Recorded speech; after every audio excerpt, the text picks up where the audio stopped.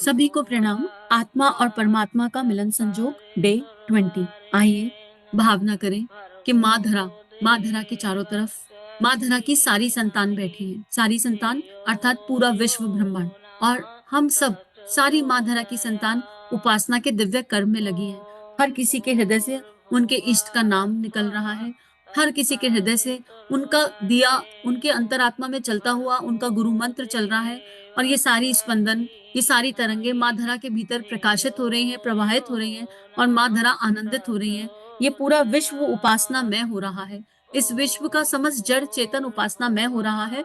इस भाव से, विश्व कल्याण के भाव से एक गायत्री मंत्र, ओम भूर्भुवः स्वाहा तत्सवितुर्वरेण्यं भर्गो देवस्य धीमहि धियो यो न प्रचोदयात्। गुरुदेव बहुत सुंदर समझा रहे हैं, उपासना का महत्व समझा रहे हैं। पिछले स्वाध्याय में भी हमने पढ़ा और गुरुदेव ने ये बताया कि आप कितना भी व्यस्त हो अपने जीवन में, लेकिन उपासना के बिना आत्म विकास संभव नहीं है। क्योंकि मानव जीवन की सहज प्रकृति पशु प्रवृत्ति है। हमारा मन वृत्तियों में उलझ जाता है, इंद्रियां अपने विषयों में उलझ जाती हैं और उसके बाद ऊर्जा जो है वो वेस्ट होती रहती है। वो दिव्य प्राण ऊर्जा जो भगवान ने आत्म निर्माण के लिए दी, आत्म कल्याण के लिए दी, विश्व निर्माण के लिए दी, विश्व कल्याण के लिए दी, वो वेस्ट हो जाती है। लेकिन उपासना वो शक्ति है जो इस ऊर्जा को ऊर्ध्वगामी बनाती है, श्रेष्ठ चिंतन और श्रेष्ठ भावनाएं देती है।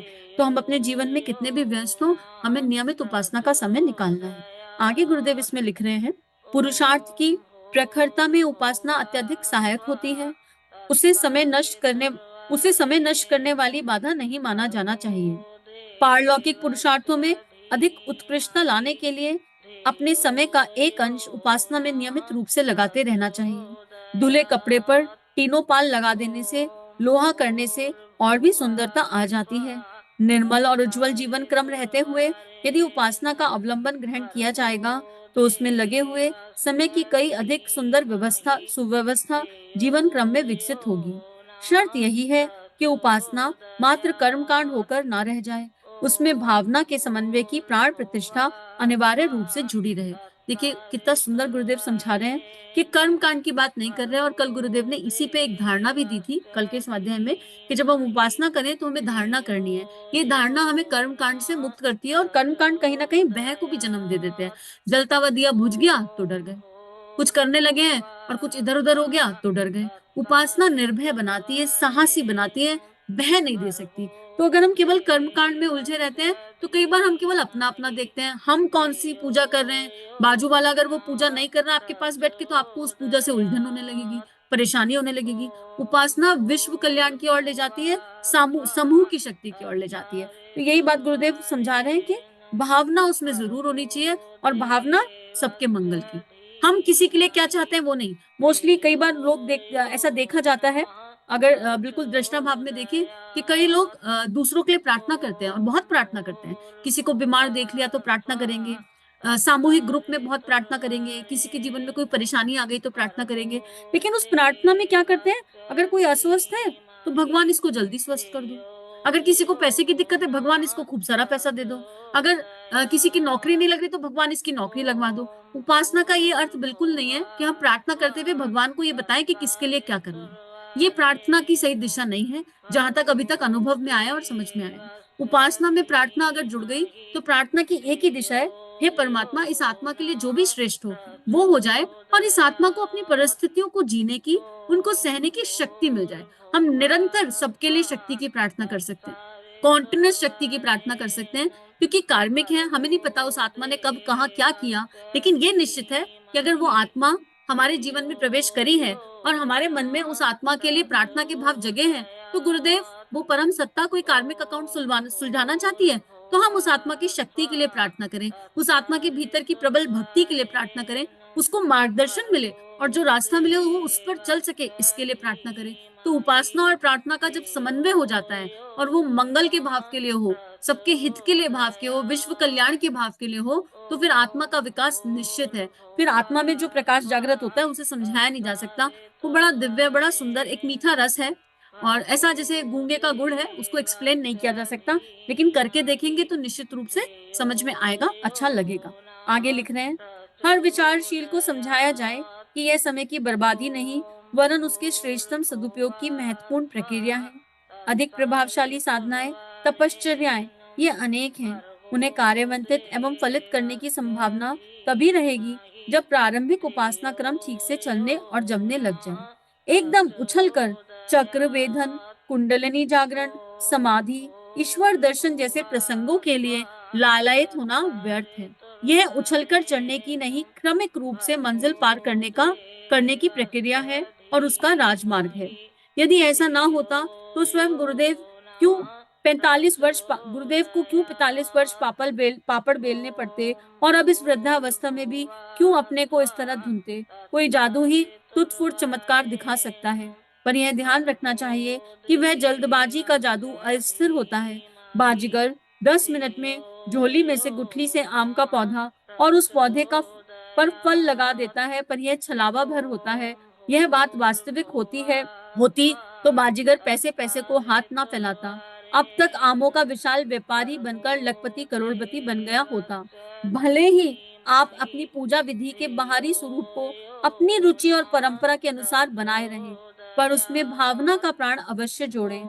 अनेक मतांतरों की पूजा प्रक्रिया भिन्न भिन्न हो सकती है, पर उसके भीतर भावनात्मक तथ्य को समुचित मात्रा में रहना ही चाहिए। जितना सुंदर एक्सप्लेनेशन गुरुदेव की लेखनी में मिलता है, उतना कहीं भी देखने को नहीं मिलता। इतना सिंपल और सुंदर एक्सप्लेनेशन है। गुरुदेव ने यहाँ सीधा सीधा आध्यात्मिक भावनाओं को भी मना कर दिया कि आप आध्यात्मिक इच्छा भी ना करो। यूजली हमें मोक्ष चाहिए, हमें भक्ति चाहिए, हमें ईश्वर का दर्शन चाहिए, हमें ऐसा चाहिए। है तो ये आध्यात्मिक इच्छाएं, है तो ये भक्ति मार्ग की इच्छाएं, पर वो कह रहे हैं आप इन इच्छाओं को भी त्याग दो। आप किसी तरह की इच्छा मत करो। बस अगर अभ्यास और प्रयास करना है तो इस क्षण में जीने का अभ्यास करो, इस पल में जीने का अभ्यास करो कि हाँ परमात्मा, आंख बंद करो, अभी आंख बंद करके देखो और आंख बंद करके अपनी अंतरात्मा से पूछो, क्या इस पल मेरा इष्ट मेरे जीवन में है? क्या इस पल मेरे गुरुदेव, मेरे माँ मेरे जीवन में है? क्या इस पल वो गुरु तत्व, वो ब्रह्म तत्व मुझे अनुभव हो रहा है? अगर आपको इनमें से किसी एक प्रश्न का भी उत्तर हाँ मिल रहा है ना, तो भगवत कृपा है, तो परमात्मा की कृपा है। और जब वो परम सत्ता इस पल है तो या वो मिल गई। जितनी इस समय हमारी हैसियत थी, जितना हम उनकी ऊर्जा को एब्जॉर्व कर सकते थे, वो मिल गई। तो इससे ज्यादा और क्या चाहना है? इससे ज्यादा कुछ और क्यों ही चाहना है? तो गुरुदेव ये कह रहे हैं कि उपासना का की शुरुआत ही सारी चाह को उनके चरणों में रखना है। कोई चाह नहीं होनी चाहिए, कोई इच्छा नहीं होनी चाहिए। आशा रख सकते हैं, आशा रखना अच्छी बात है। आशा पूरी नहीं होती ना तो सुख दुख नहीं होता, लेकिन अगर अपेक्षा हो जाती है, आध्यात्मिक अपेक्षा भी हो जाती है, तो फिर इंसान सुख और दुख के गोल गोल घेरे में उतरने लग जाता है। तो गुरुदेव कह रहे हैं कि कोई जादू नहीं होगा। अगर पीएचडी करनी है तो नर्सरी से लेकर कॉलेज तक की सारी पढ़ाई करनी पड़ेगी, और फिर पीएचडी के लिए एंट्रेंस एग्जाम भी देना पड़ेगा, और फिर पीएचडी के लिए रिसर्च भी करनी पड़ेगी, मेहनत भी करनी पड़ेगी। ऐसे पीएचडी नहीं हो सकती। तो अध्यात्म में भी अगर पीएचडी करने की आशा रखते हैं तो उसके स्टेप बाय स्टेप प्रोसेस को फॉलो करना पड़ेगा। और उसमें उपासना एक ऐसा प्रोसेस है जैसे नहाना और टूथब्रश करना। जब तक सांस है तब तक जीवन है, तब तक नहाएंगे और टूथब्रश करेंगे, धुले हुए कपड़े पहनेंगे, क्या इसके बिना गुजारा संभव है? खाना खाएंगे, पानी पिएंगे, इसके बिना गुजारा संभव है? बस ऐसे ही उपासना है, जब तक जीवन है हर दिन उपासना मैंडेटरी है। और ठाकुर रामकृष्ण परमहंस की एक किताब पढ़ी, उसमें माँ शारदा इतने प्रेम से लिखती हैं कि बेटा, जब तुम लोग उपासना छोड़ देते हो तो तुम एक दिन की उपासना छोड़ने में 40 दिन पीछे चले जाते हो। अर्थात कर्मकांड नहीं, जब तुम उन भावनाओं से हमें भुला देते हो, अपने गुरु को हटा देते हो भावनाओं में, परमात्मा को भुला देते हो भावनाओं में, तो तुम 40 दिन पीछे चले जाते हो। फिर हमको तुम्हारी एनर्जी में वो एड ऑन करना पड़ता है और हमारे तप का बहुत अंश लगता है।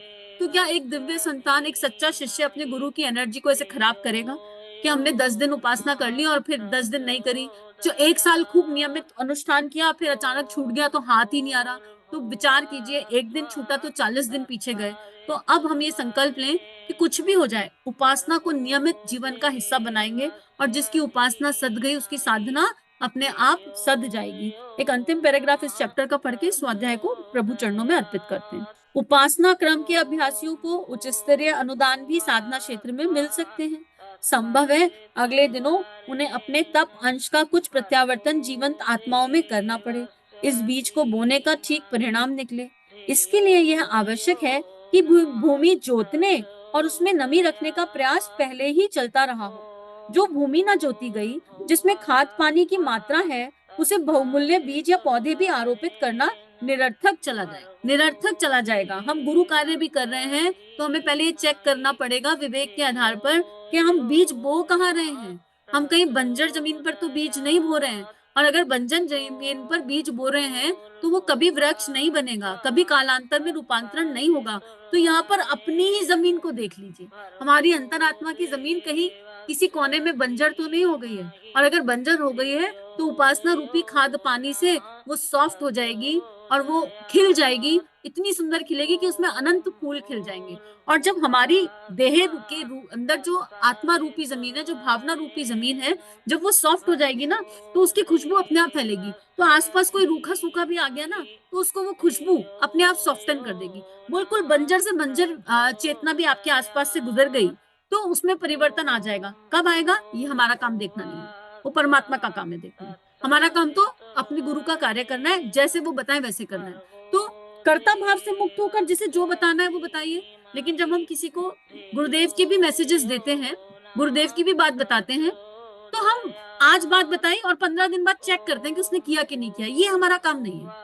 आपने बता दिया, काम खत्म हो गया। गुरुदेव ने अखंड ज्योति छाप दी, रोज मैसेज आते हैं अखंड ज्योति पढ़ो, अखंड ज्योति पढ़ो, अच्छी किताब पढ़ो। गुरुदेव 3400 किताबें लिख गए। क्या गुरुदेव रोज आके चेक कर रहे हैं कि हमने किताब पढ़ी या नहीं? उन्होंने अपना काम कर दिया। उन्हें विश्वास है उनकी लेखनी पर कि जहां जब जैसे पहुंचनी होगी पहुंच जाएगी।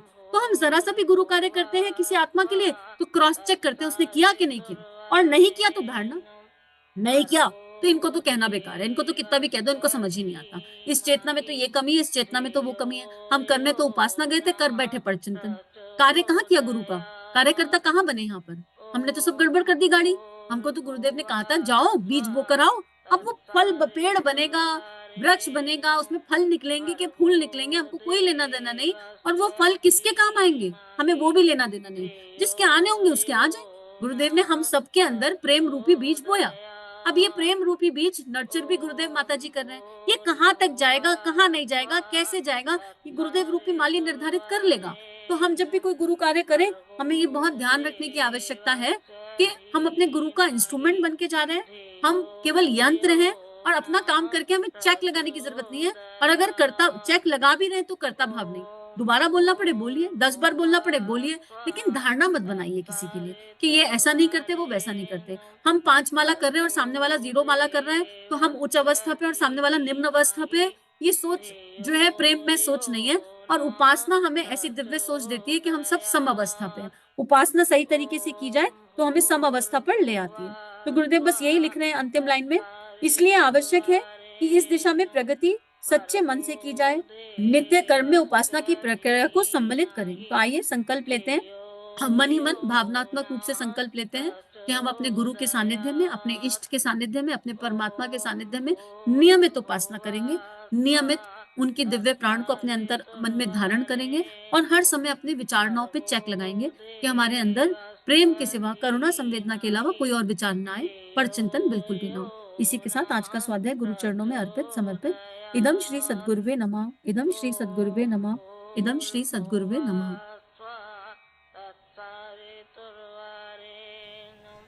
हमारे YouTube चैनल को सब्सक्राइब कीजिए और बेल आइकन पर क्लिक कीजिए ताकि आने वाली सभी वीडियो की नोटिफिकेशन आपको मिलती रहे। आप सभी को बहुत बहुत थैंक यू।